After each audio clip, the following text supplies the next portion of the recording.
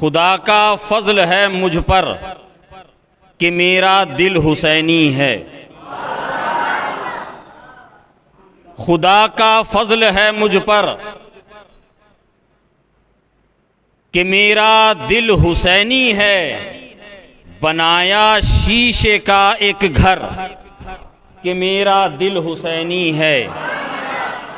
بنایا شیشے کا ایک گھر کہ میرا دل حسینی ہے، اور عطائے حضرت حیدر، عطائے حضرت حیدر کہ میرا دل حسینی ہے۔ جن کا حسینی ہے ہاتھ اٹھا کر کہیں یا حسین۔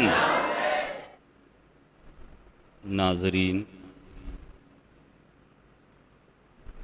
السلام علیکم ورحمۃ اللہ وبرکاتہ۔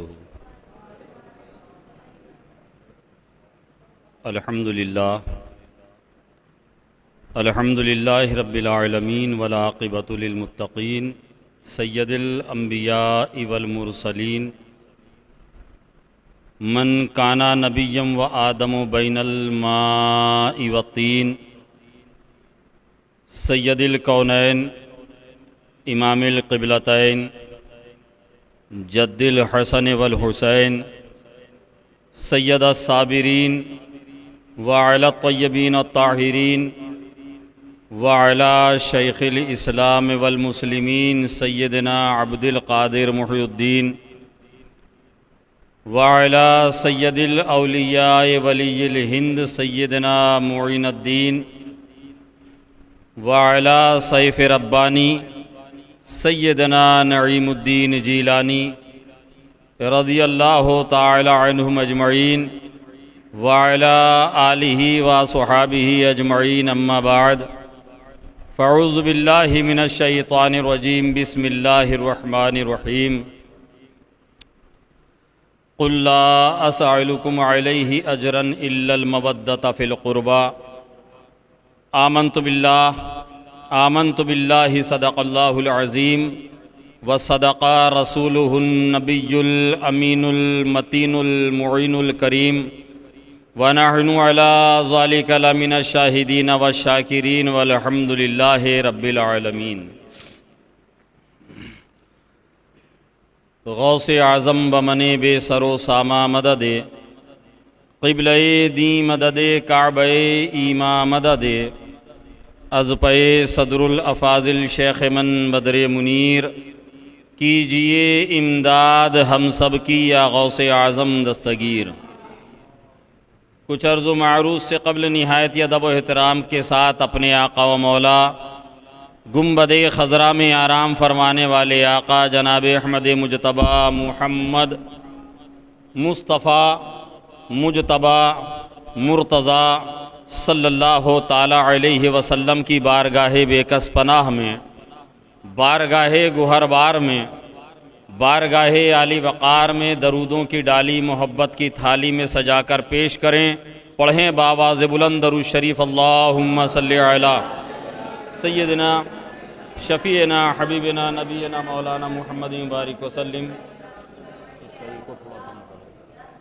صلاۃ و سلام علیک یا رسول اللہ صلی اللہ علیہ وسلم۔ ایک مرتبہ اور بآواز بلند درود شریف کا نذرانہ پیش کریں۔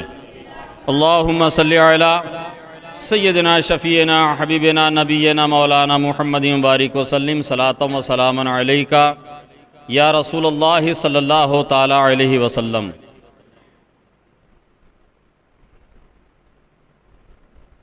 بے دم یہی تو پانچ ہیں مقصود کائنات، بے دم یہی تو پانچ ہیں مقصود کائنات، خیر النساء حسین و حسن مرتضیٰ علی، خیر النساء حسین و حسن مرتضیٰ علی۔ حضرات گرامی، یہ ذکر سید الشہداء حضرت سیدنا امام علی مقام رضی اللہ تعالیٰ عنہ میں ہم اور آپ شرکت کی سعادتیں حاصل کر رہے ہیں، جو کہ صدر العلماء جامع مسجد میں پہلی محرم سے شروع ہو کر آج شب عاشور یعنی کہ 10ویں محرم 10ویں شب تک یہ پروگرام کا تسلسل جاری رہا۔ آپ نے حضرت سید الشہداء، حضرت اہل بیت، صحابہ کرام رضوان اللہ تعالی علیہم اجمعین کے تعلق سے ان کی علماء کرام کی گفتگو سماعت کی۔ علماء اسلام پور نے آپ کو اپنے مقررہ وقت پر آ کر کچھ نہ کچھ علمی، معلوماتی اور دینی باتیں آپ کو بتائیں، اور آج اسی کڑی کی آخری حصے کی حیثیت سے یہ فقیر قادری بارگاہ، اسیر بارگاہ صدر الافاضل بھی حاضر آیا ہے۔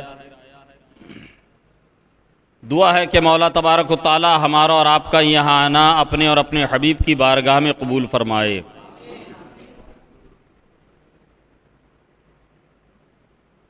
آج کی یہ مقدس ساعت، مقدس رات، شب عاشور جس کو ہم کہتے ہیں، ہمارے یہاں 10ویں محرم کی یہ 10ویں رات جو کہ مشہور ہے، آنے والے دن کی فضیلت کے بارے میں اور انشاءاللہ تبارک و تعالی آج کی اس مبارک شب کے بارے میں ہم کچھ جاننے کی، سمجھنے کی کوشش کریں گے، تاکہ اس شب اور آنے والا دن یعنی کہ 10 محرم کی تاریخ، یوم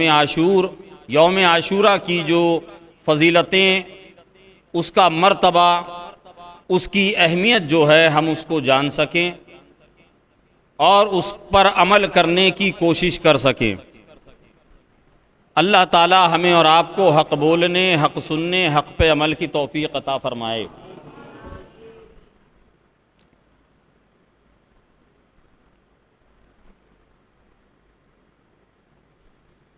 چار مصرے بارگاہ حضور سید الشہداء میں، ایک شعر مطلع کی حیثیت سے اور ایک مقطع کی حیثیت سے، کہ خدا کا فضل ہے مجھ پر، خدا کا فضل ہے مجھ پر کہ میرا دل حسینی ہے، خدا کا فضل ہے مجھ پر کہ میرا دل حسینی ہے، بنایا شیشے کا ایک گھر کہ میرا دل حسینی ہے، بنایا شیشے کا ایک گھر کہ میرا دل حسینی ہے، اور عطائے حضرت حیدر، عطائے حضرت حیدر کہ میرا دل حسینی ہے۔ جن کا حسینی ہے ہاتھ اٹھا کر کہیں یا حسین۔ عطائے حضرت حیدر کہ میرا دل حسینی ہے، نجم بھی کرتا ہے یہ فخر کہ میرا دل حسینی ہے، نجم بھی کرتا ہے یہ فخر کہ میرا دل حسینی ہے، خدا کا فضل ہے مجھ پر کہ میرا دل حسینی ہے۔ اور چار مصرے کہ تطہیر سے مکھری ہوئی تطہیر کی جے ہو، یہ ہندی کا لفظ ہے جے ہو، جس کو ہم زندہ باد کہتے ہیں، کہ تطہیر سے مکھری ہوئی، تطہیر سے مکھری ہوئی تطہیر کی جے ہو، ارے زہرا کا دھنیہ واد ہو شبیر کی جے ہو، زہرا کا دھنیہ واد ہو شبیر کی جے ہو، اور ماتا ہے بطول اور پتا جس کا علی ہے، ماتا ہے بطول اور پتا جس کا علی ہے، ارے فردوس کے مہراج کی جاگیر کی جے ہو، فردوس کے مہراج کی جاگیر کی جے ہو، تطہیر سے مکھری ہوئی تطہیر کی جے ہو، زہرا کیا دھنے واد ہو، شبیر کی جے ہو۔ جھوم کے درود پاک کا نذرانہ پیش کریں۔ اللہم صلی علی سیدنا شفیعنا حبیبنا نبینا مولانا محمد مبارک وسلم، صلاۃ و سلام علیک یا رسول اللہ صلی اللہ تعالی علیہ وسلم۔ حضرات، میں نے جس آیت کریمہ کی تلاوت کا شرف حاصل کیا، پروردگار عالم قرآن عظیم میں ارشاد فرماتا ہے، قُلْ لَا أَسْأَلُكُمْ عَلَيْهِ أَجْرًا إِلَّا الْمَوَدَّةَ فِي الْقُرْبَى۔ اے پیارے، اے حبیب، آپ فرما دیجئے، میرے محبوب آپ فرما دیجئے اپنے چاہنے والوں سے، اپنے ماننے والوں سے، جن کے لیے آپ نے تکلیفوں کو، مشقتوں کو اٹھایا ہے، ان سے فرما دیجئے۔ آپ فرما دیجئے اپنے چاہنے والوں سے، دیوانوں سے فرما دیجئے، غلاموں سے فرما دیجئے کہ اے لوگو، میں نے جو تمہاری خاطر مشقتیں اٹھائی ہیں، میں نے جو تمہاری خاطر جو پریشانیاں اور تکلیفیں اٹھائی ہیں، میں نے جو تمہاری خاطر شب و روز تکلیفیں اٹھائی ہیں، میں تم سے اس پر کوئی اجرت طلب نہیں کرتا ہوں، میں تم سے اس پر کوئی معاوضہ طلب نہیں کرتا ہوں، بلکہ میں تم سے اگر چاہتا ہوں، اگر تم مجھے کچھ دینا چاہتے ہو تو میری اہل بیت سے، میرے قرابت داروں سے، میرے گھر والوں سے محبت کرو، میرے گھر والوں سے، میری قرابت داروں سے، میری اہل بیت سے محبت کرو۔ میں تم سے یہی چاہتا ہوں، میں تم سے یہی چاہتا ہوں۔ اس آیت کریمہ کی تفسیر میں خزائن العرفان میں امام الہند مفسر قرآن حضور سیدی مرشدی جدی سرکار صدر الافاضل رحمۃ اللہ علیہ ارشاد فرماتے ہیں،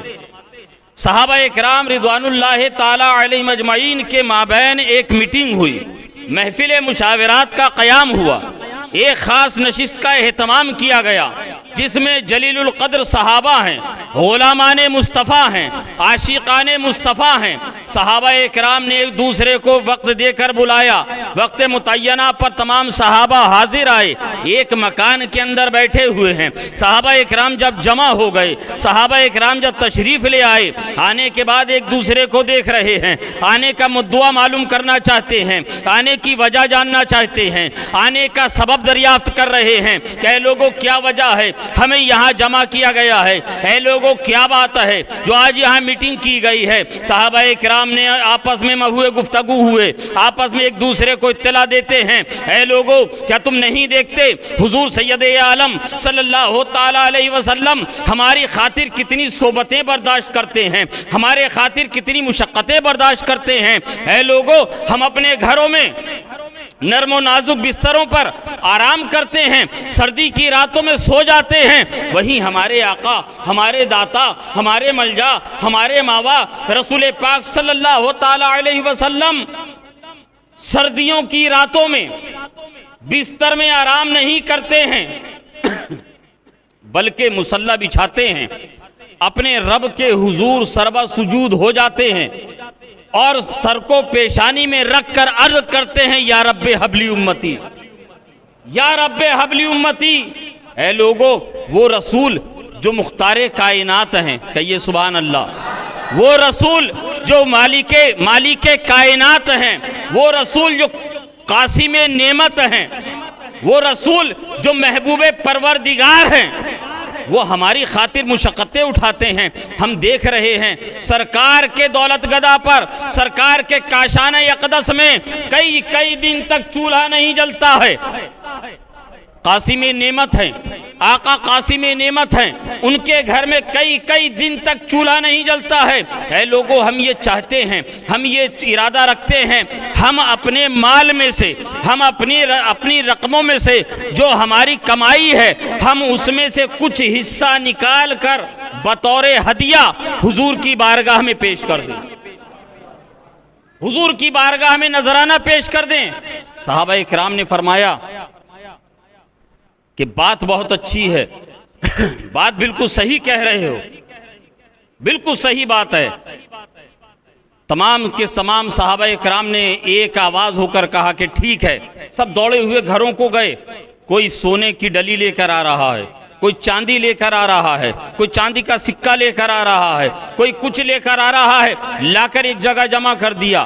تاریخ بتاتی ہے, صحابہ کرام روایت کرتے ہیں, ایک گٹھری میں, ایک موٹری میں وہ سارے کا سارا پیسہ, وہ سارے کا سارا مال جمع کیا اور چل دیے رسول پاک صلی اللہ علیہ وسلم کی بارگاہ میں. مسجد نبوی شریف کے صحن میں جا کر تمام صحابہ بیٹھے ہیں. درمیان میں وہ گٹھری, وہ پوٹلی رکھی ہوئی ہے. آقا کائنات صلی اللہ تعالی علیہ وسلم کو اطلاع ملتی ہے کہ غلام ماہی بے آب کی طرح تڑپ رہے ہیں. یا رسول اللہ, تمام غلام آپ کی زیارت کا اشتیاق رکھتے ہیں. آقا کریم رحمت للعالمین صلی اللہ تعالی علیہ وسلم حجرہ ام المومنین حضرت عائشہ صدیقہ رضی اللہ تعالی عنہ سے باہر تشریف لاتے ہیں. آقا کریم نے ملاحظہ فرمایا, سرکار نے یہ دیکھا کہ صحابہ کرام میرے غلام ایک دائرہ بنائے ہوئے بیٹھے ہیں, درمیان میں ایک گٹھری رکھی ہوئی ہے, درمیان میں ایک موٹری رکھی ہوئی ہے. میرے آقا ارشاد فرماتے ہیں, اے لوگو کیا معاملہ ہے, کیا بات ہے؟ آج تمہارے آنے کا انداز کچھ الگ ہے,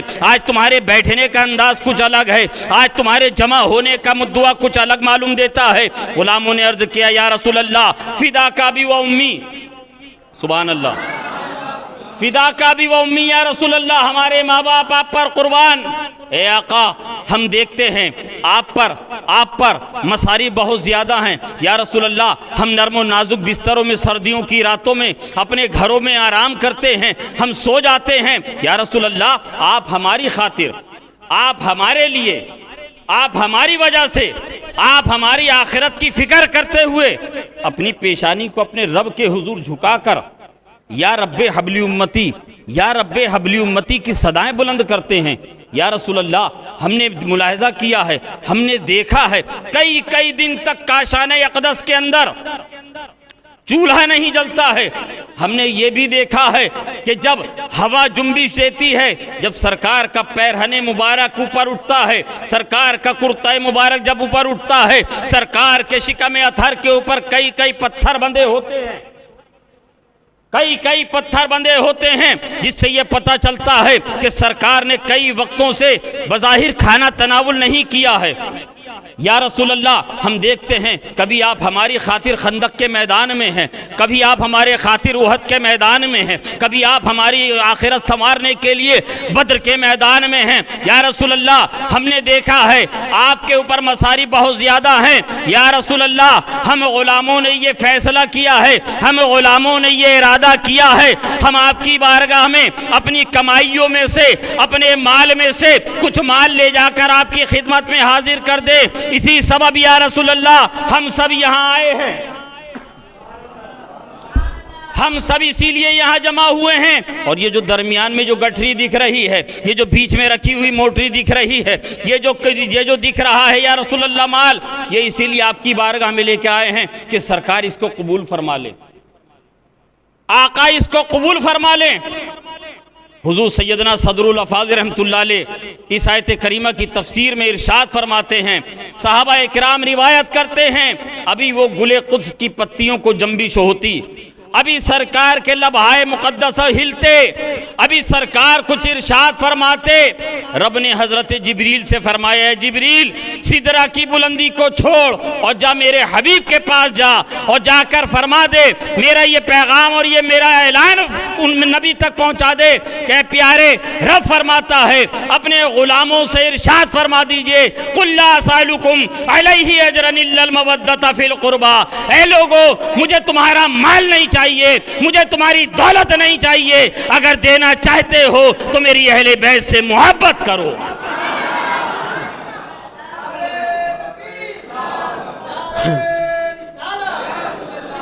پانی کی بوتل لاؤ, پانی کی بوتل.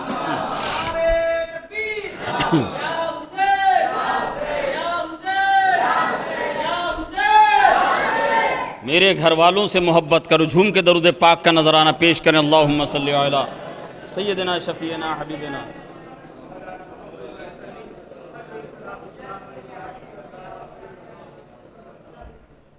صلی اللہ تعالی علیہ وسلم. اے مسلمانوں, جس رسول نے آپ کے اور ہمارے لیے اتنی مشقتوں کو برداشت کیا ہے، اتنی تکلیفوں کو اٹھایا ہے، اسی نبی کی بارگاہ میں ایک دن حضرت جبریل امی حاضر ہوتے ہیں۔ صحابہ کرام روایت کرتے ہیں کہ حضور کے دائیں پہلو پر، دائیں جانب، حضور کے شہزادے حضرت سیدنا ابراہیم، حضرت سیدنا ابراہیم تشریف فرما ہیں، اور سرکار کے بائیں زانوئے مبارک پر یعنی کہ بائیں طرف حضرت سیدنا امام حسین ہیں۔ ایک طرف سرکار کے شہزادے ہیں، ایک طرف سرکار کی شہزادی کے بیٹے ہیں، ایک طرف بیٹا ہے اور ایک طرف نواسا ہے۔ حضرت جبریل نے رب کا پیغام آ کر بارگاہ مصطفیٰ میں سنایا کہ یا رسول اللہ صلی اللہ تعالی علیہ وسلم، رب ارشاد فرماتا ہے، رب یہ چاہتا ہے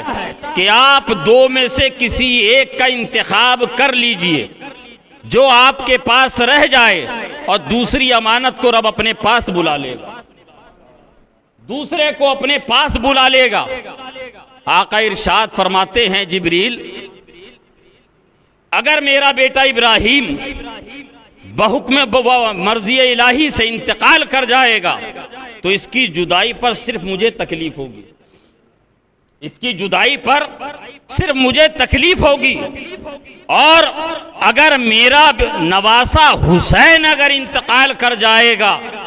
تو اس کے جدائی، اس کے انتقال کی وجہ سے اس کی ماں فاطمہ یعنی میری بیٹی کو تکلیف ہوگی، اور اس کی تکلیف پر مجھے بہت زیادہ تکلیف ہوگی۔ اس لیے جبریل، میں رحمت للعالمین ہوں، کہیے سبحان اللہ، میں فاطمہ کی تکلیف کو برداشت نہیں کر سکتا، میں نے حسین کو پسند کیا ہے، باقی رب کا جو فیصلہ ہے، رب اپنے فیصلے پر قادر ہے۔ کچھ دنوں کے بعد حضرت سیدنا ابراہیم رضی اللہ تعالیٰ عنہ وصال کر جاتے ہیں۔ یہ سیدنا امام حسین ہیں۔ مسجد نبوی شریف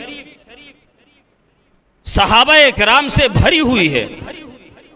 سرکار کی بارگاہ میں چھوٹے چھوٹے قدموں سے کم سنی کے عالم میں حضرت سیدنا امام حسین رضی اللہ تعالیٰ عنہ تشریف لائے۔ حضور نے اپنے نواسے کو اپنی آغوش رحمت میں لیا۔ حضرت امام حسین رضی اللہ تعالیٰ عنہ نے حضور کے سینے مبارک سے اپنے سینے کو لگا دیا۔ صحابہ روایت کرتے ہیں، مسجد نبوی شریف کے در و دیوار اس بات کے گواہ ہیں کہ رسول پاک صلی اللہ تعالی علیہ وسلم کے سینہ پاک سے جب حضرت امام حسین کا سینہ مبارک مس ہوا، جب لگ گیا، تو میرے آقا نے فرط مسرت میں امام حسین کو کبھی چوما اور کبھی سونگھنا شروع کر دیا۔ کبھی چومتے ہیں، کبھی سونگھتے ہیں۔ صحابہ کرام رضوان اللہ تعالی علیہ مجمعین عرض کرتے ہیں، یا رسول اللہ صلی اللہ علیہ وسلم، نواسے کو، بیٹے کو چومنا، اولاد کو چومنا تو سمجھ میں آتا ہے، مگر یا رسول اللہ آپ چوم بھی رہے ہیں اور آپ سونگ بھی رہے ہیں۔ آقا کریم صلی اللہ تعالی علیہ وسلم اپنے غلاموں سے ارشاد فرماتے ہیں، اے میرے غلاموں سنو، یہ میرے جو شہزادے حضرت امام حسن اور حسین ہیں نا، یہ جو حسن اور حسین ہیں، یہ میرے جنتی، یہ جنت کے پھولوں میں سے ایک پھول ہے، یہ میرے دو پھول ہیں، یہ سرداران نوجوانان جنت کے سردار ہیں، یہ جوانان جنت کے سردار ہیں، اس لیے کہ پھول کو سونگھا بھی جاتا ہے اور چوما بھی جاتا ہے، پھول کو سونگھا بھی جاتا ہے اور چوما بھی جاتا ہے۔ اور یزید نے یہی تو سوچا تھا کہ حضور نے پھول فرمایا ہے حضرت امام حسنین کریمین کو، ایک پھول آپ ہاتھ میں لیجئے، اپنی گرفت میں لیجئے، اپنے مٹھی میں لیجئے، آپ دیکھیں گے کہ وہ کتنا لطیف ہوتا ہے، وہ کتنا نرم و نازک ہوتا ہے، اس کا وجود اتنا نرم ہوتا ہے کہ مٹھی کی ذرا سی جنبش اور انگلیوں کی ذرا سی حرکت بھی اس کو مسل ڈالتی ہے، اس کے وجود کو بکھیر دیتی ہے۔ یزید نے یہی سوچا تھا کہ کربلا کے میدان میں 72 نفوس قدسیہ ہیں، یہ رسول پاک صلی اللہ تعالی علیہ وسلم کا وہ پھول ہیں جس کو حضور نے پھول فرمایا ہے، میں 22,000 لشکر کے سامنے ان کو روندوا دوں گا، میں ان پھولوں کو روند ڈالوں گا، ان کا وجود ختم ہو جائے گا، یہ مٹ جائیں گے اور میں باقی رہوں گا، میری حکومت باقی رہے گی، میری سلطنت باقی رہے گی۔ مگر ظالم خدا جب دین لیتا ہے تو عقلیں چھین لیتا ہے۔ وہ بھول گیا تھا کہ پھول جب تک بحیثیت پھول ہوا کرتا ہے تب تک اس کی مہک، اس کی خوشبو محدود ہوتی ہے، اس کی مہک اور اس کی خوشبو محدود ہوتی ہے، مگر جب وہ مسل دیا جاتا ہے، جب اس کو مسل کر اس کا عطر بنا دیا جاتا ہے، اب اس کی خوشبو محدود نہیں ہوتی ہے، اب اس کی خوشبو محدود نہیں ہوتی ہے۔ یزید نے سوچا تھا کہ میں کربلا کے میدان میں مسل دوں گا اس پھول کو، مگر وہ نہیں جانتا تھا، اس نے کربلا میں مسلا ضرور تھا، مگر جب وہ پھول مسلا گیا، اس کی خوشبو پھیلی تو کبھی بغداد معلیٰ میں غوث اعظم کی شکل میں نمودار ہوئی، کبھی اجمیر معلیٰ میں سرکار غریب نواز کی شکل میں ظاہر ہوئی، کبھی وہ پھول جو کربلا میں مسلا گیا تھا دہلی میں حضرت محبوب الہی کی شکل میں جلوہ گر ہوئی، کبھی کچھوچا مقدسہ میں حضرت مخدوم اشرف جہانگیر سمنانی کی شکل میں ظاہر ہوئی، کبھی مراد آباد میں صدر الافاضل کی شکل میں ظاہر ہوئی، کبھی اسلام پور میں حضور فدائے ملت کی شکل میں ظاہر ہوئی۔ یزید نے سوچا تھا کہ مسل دوں گا، بے دم یہی تو 5 ہیں مقصود کائنات، بے دم یہی تو 5 ہیں مقصود کائنات، خیر النساء حسین و حسن مصطفیٰ علی۔ حضرات، یہ آج جس شب میں ہم اور آپ بیٹھے ہوئے ہیں یہ بڑی ہی مبارک شب ہے جسے شب عاشورہ کہتے ہیں، بڑی مبارک شب ہے۔ آج کی شب میں زیادہ سے زیادہ ہمیں چاہیے کہ اپنے رب کو راضی کرنے کے لیے اپنی پیشانیوں کو اپنے رب کے حضور جھکا دیں، ذکر و اذکار کریں، قرآن پاک کی تلاوت کریں، اور یاد رکھیے گا سچا پکا حسینی وہی ہے، سچا حسینی وہی ہے جو نوکے نیزہ کے اوپر بھی چڑھ کر قرآن سنائے۔ امام حسین نوکے نیزہ پر ہیں، سر مبارک نوکے نیزہ پر ہے، مگر قرآن کی تلاوت کی آواز وہاں بھی آ رہی ہے۔ میرے امام پاک کا سر مبارک وہاں بھی قرآن کی تلاوت کر رہا ہے، اور ہم کیسے حسینی ہیں۔ امام حسین سے محبت کے نام پر ہم حضرت امام حسین رضی اللہ تعالیٰ عنہ کے جو مشن تھا، ہم اس مشن کی حقیقت کو چھوڑ کر ہم بناوٹی دنیاوی کھیل تماشوں میں مصروف ہو جائیں، یہ کبھی حسینی برداشت نہیں کر سکتا ہے، یہ کوئی حسینی برداشت نہیں کر سکتا ہے۔ آج کی رات اپنے رب کو منائیے، آج کی رات حضرت سید الشہداء حضرت امام حسنین کریمین کا وسیلہ دے کر، اہل بیت پاک کا وسیلہ دے کر رب کی رحمتوں کے طلبگار ہو جائیے، رب کی رحمتوں کے طلبگار ہو جائیے۔ کل کربلا میں اگر 22,000 کی تعداد میں یزیدی تھے، آج تو آپ کے چاروں طرف یزیدی ہیں، آپ پر ظلم و تشدد کرنے والے یزیدی آج لا تعداد ہیں۔ کل امام حسین جو کہ 72 نفوس قدسیہ تھے، انہوں نے کربلا کے میدان میں اتنے ظلم و جبر کو سہتے ہوئے اپنے رب کی بارگاہ میں پیشانی کو جھکانا نہیں چھوڑا، قرآن کی تلاوت کو نہیں چھوڑا، ذکر و اذکار کو نہیں چھوڑا، زبان پر کوئی غیر شرعی لفظ اور کوئی کلمہ جاری نہیں کیا۔ تو آج ہم امام حسین کی محبت میں یہ کیسے گوارا کر سکتے ہیں؟ ہم یہ کیسے برداشت کر سکتے ہیں کہ ہم امام حسین کا نام لیں اور طرح طرح کے کھیل تماشوں میں اپنی زندگی کو گزار دیں؟ اس مبارک رات کو آنے والے 10 محرم عاشورہ کے دن میں میرے آقا ارشاد فرماتے ہیں، رسول پاک صلی اللہ تعالیٰ علیہ وسلم ارشاد فرماتے ہیں، جس نے 4 رکعت نماز نفل ادا کری، 4 رکعت نماز نفل ادا کری، سورہ فاتحہ کے بعد 11 مرتبہ ہر رکعت میں سورہ اخلاص کی تلاوت کری، رسول پاک صلی اللہ تعالیٰ علیہ وسلم ارشاد فرماتے ہیں اس کے 50 سال کے گناہ رب معاف فرما دیتا ہے۔ کہیے سبحان اللہ۔ اس کے 50 سال کے گناہ معاف کر دیتا ہے۔ یوم عاشورہ کے دن آنکھوں میں سرما لگائیے، غریبوں کو کھانا کھلائیے، سبیلے لگائیے، پانی پلائیے، محبت کا پیغام دیجئے، روزہ رکھیے، اس لیے کہ رسول پاک صلی اللہ تعالیٰ علیہ وسلم نے جب مکہ مکرمہ سے مدینہ طیبہ میں ہجرت فرمائی ہے، 10 محرم کا جب دن آیا ہے، یوم عاشورہ کا دن آیا ہے، آپ نے ملاحظہ فرمایا، رسول پاک صلی اللہ تعالیٰ علیہ وسلم نے ملاحظہ فرمایا، مدینہ کے یہودی روزہ رکھ رہے ہیں، مدینہ کے یہودی روزے کی حالت میں ہیں۔ آقا نے ارشاد فرمایا، اے لوگوں کیا وجہ ہے آج جو تم لوگوں نے روزہ رکھا ہے، یہ روزہ رکھنے کی وجہ کیا ہے؟ انہوں نے عرض کیا، اے محمد ابن عبداللہ صلی اللہ تعالیٰ علیہ وسلم، آج کا وہ مبارک دن ہے جس دن اللہ تبارک و تعالیٰ نے حضرت موسیٰ علیہ السلام کو فرعون سے نجات دی تھی، ان کی قوم کو بچایا تھا، دریائے